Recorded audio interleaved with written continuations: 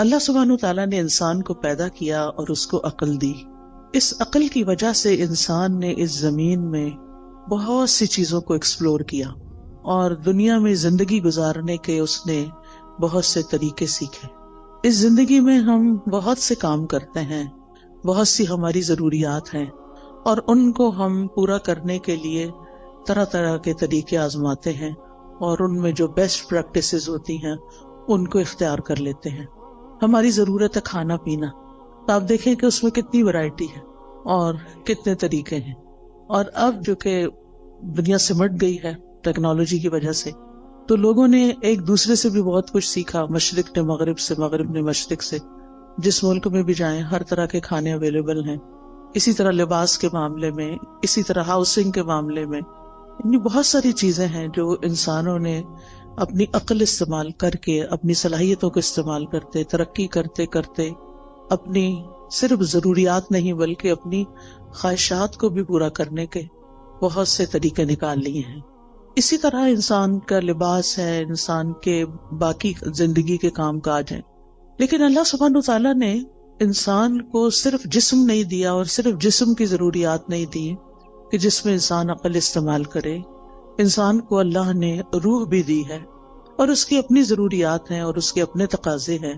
لیکن روح کی ضروریات پوری کرنے کے لیے اللہ سبحانہ تعالیٰ نے انسان کو صرف عقل کے حوالے نہیں کیا کہ وہ اپنی عقل سے سوچے کہ اس کو کیا کرنا چاہیے اور کیا نہیں کرنا چاہیے. پھر یہ بات بھی ہے کہ انسان اس دنیا میں اکیلا نہیں ہے. ہم کہیں بھی کسی آئی لینڈ پہ جا کے نہیں رہ سکتے، ہمیں انسانوں کے ساتھ رہنے کی ضرورت ہوتی ہے. پھر ان انسانوں کے ساتھ کیسے معاملہ کرنا چاہیے، ان کو ہم کیسے خوش رکھ سکتے ہیں، وہ ہمیں کیسے خوش رکھ سکتے ہیں.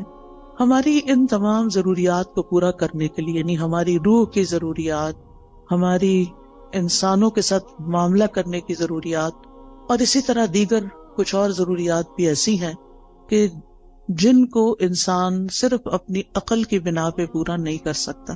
اس کے لیے اللہ سبحانہ تعالیٰ نے رسول بھیجے، ان پر کتابیں بھیجی. رسولوں نے انسانوں کو جینے کا ڈھنگ سکھایا، اچھے برے کا فرق بتایا، عقل کی رہنمائی کی، اور انسانوں کو خوشگوار زندگی بسر کرنے کا طریقہ سکھایا. عام طور پر انسان کی غلط فہمی رہی ہے، اور وہ یہ سمجھتا رہا ہے کہ اگر اس کی خواہشات پوری ہو جائیں گی تو اس کو ایک خوشگوار زندگی مل جائے گی، تو خوش ہو جائے گا. اسی لیے ہم دیکھتے ہیں کہ ہم اپنی خواہشات کی تکمیل میں بھاگ دوڑ کرتے ہیں، لیکن کچھ ہی عرصے کے بعد ہمیں پتہ چلتا ہے کہ جو کچھ ہم زندگی میں چاہتے تھے وہ سب کچھ تو مل گیا، پر دل اب بھی خوش کیوں نہیں؟ تو کس چیز کی کمی ہے؟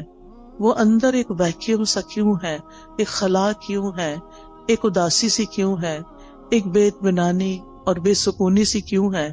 وہ کیسے دور ہوگی؟ اس کے لیے انسانوں نے اپنے اپنے طریقے ایجاد کیے اور اپنے طریقوں سے اس ضرورت کو پورا کرنے کی کوشش کی، لیکن ناکام رہا. ہاں، اللہ کے وہ سمجھدار بندے جنہوں نے پیغمبروں کی بات کو مان لیا اور اس کے مطابق اپنی زندگی کو ڈھال لیا اور اللہ سبحانہ تعالیٰ کو پہچان لیا اور اس کے بندے بن کے رہے، تو انہوں نے اپنی زندگی کو بھی خوشگوار بنا لیا. اور پھر انہوں نے یہ جان لیا کہ زندگی صرف یہ نہیں ہے، یہ تو ایک امتحان کے لیے، زندگی تو اس کے بعد شروع ہوگی. لہٰذا انہوں نے اس زمین پر وہ کام کیے کہ جس سے ان کی دنیا بھی سنورے اور عاقبت بھی سنورے. بہرحال آج میں کچھ وہ باتیں آپ سے کروں گی کہ جس سے آپ کو اس دنیا میں اچھی سی زندگی بسر کرنے کے کچھ اصول، کچھ ضابطے ہاتھ آئیں، تاکہ ہم یہاں بھی سکون سے زندگی بسر کر سکیں، اور بحیثیت مسلمان چونکہ ہمارا ایمان ہے کہ مرنے کے بعد ہم دوبارہ اٹھائے جائیں گے. جیسے اللہ تعالیٰ نے پہلی دفعہ پیدا کیا، اس کے لیے کچھ مشکل نہیں کہ وہ ہمیں دوبارہ بھی پیدا کر دے. یعنی دوبارہ کی زندگی کا ثبوت کیا ہے؟ پہلی دفعہ پیدا ہونا. یہ زندگی دلیل ہے اس بات پر کہ مرنے کے بعد ایک اور زندگی بھی ہو سکتی ہے، اور ہم سب دوبارہ اٹھائے جائیں گے. اور جب اٹھائے جائیں گے پھر اللہ تعالیٰ کے حضور پیش کیے جائیں گے، اور پھر ہمارے اعمال تولے جائیں گے، اور پھر اس کے مطابق ہمارا ٹھکانہ بنے گا. کچھ لوگ جنت میں جائیں گے، کچھ جہنم میں جائیں گے. جنت میں جانے والوں کے بھی درجات ہیں اور جہنم میں جانے والوں کے بھی درکات ہیں. عربی زبان میں درجہ کہتے ہیں جو اوپر کو چیز جاتی ہے، اور درک کہتے ہیں جو نیچے کو جاتی ہے۔ ان المنافقین فی الدرک الاسفل، یعنی سب سے نچلے گڑھے میں منافق ہوں گے۔ تو کچھ لوگ جنت میں جو جائیں گے، جنت میں بھی ان کے درجات ہوں گے۔ جنت کے بارے میں ایک روایت میں آتا ہے کہ اس کے 100 درجے، کچھ لوگ پہلے درجے پہ ہوں گے، کچھ 20ویں پہ ہوں گے، کچھ 30ویں پہ، اور کچھ آخری جنت الفردوس میں ہوں گے۔ اور یہ درجات کس بنا پر ہوں گے؟